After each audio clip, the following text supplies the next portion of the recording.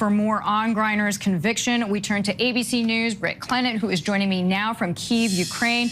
Britt Griner remains at the prison where she's been held since February. She's expected to remain there during her appeal, basically the next 10 days.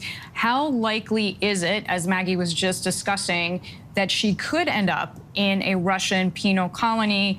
And just remind us how the conditions, if she were sent, would be different to where she is now.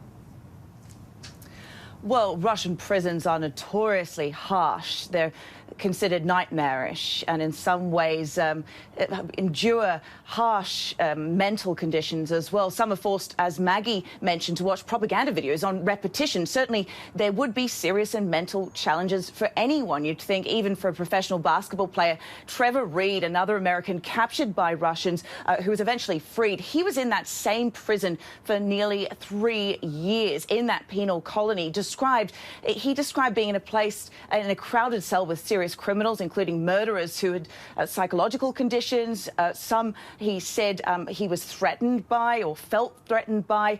When he was arrested in Moscow in 2019, he was a healthy 175-pound student. And when he was released, he said he weighed 131 pounds. He was ill. He was coughing up blood and feared he had contracted tuberculosis. His family said they were shocked at really how thin and unhealthy he was when he came out. So it doesn't bode well for Griner having to be under these similar conditions. So, Britt, Russia saying earlier today that the country is now ready to discuss a prisoner swap with the U.S. What's the latest?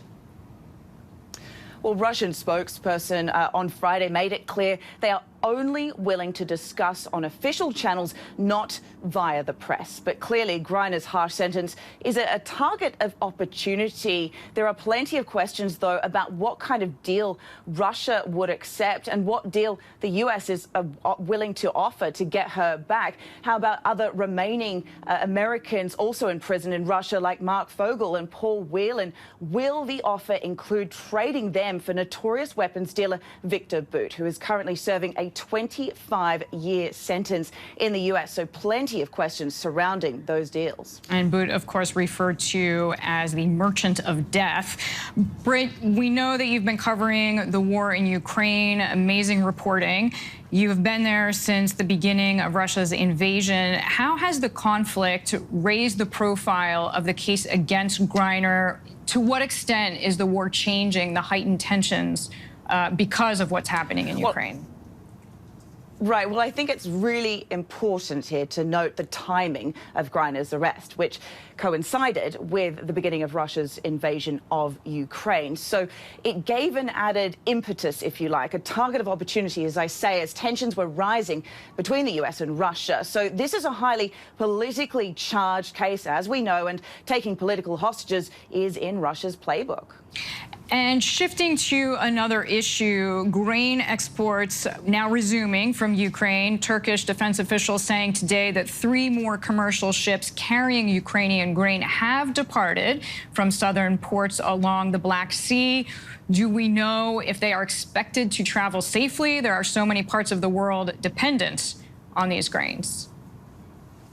Well, it is looking good. Coordinators based in Istanbul gave the all clear for these 3 vessels to leave Ukraine, 2 from Chornomorsk and 1 from Odessa. The ships are destined for Turkey, the UK and Ireland, with a total of 58,000 tons of grain on board. So while we're seeing this fierce fighting unfold in the south in the battle to control these ports, really clearly the movement, this advancement that we're seeing shows that the arrangement to transport this desperately needed grain, it's working.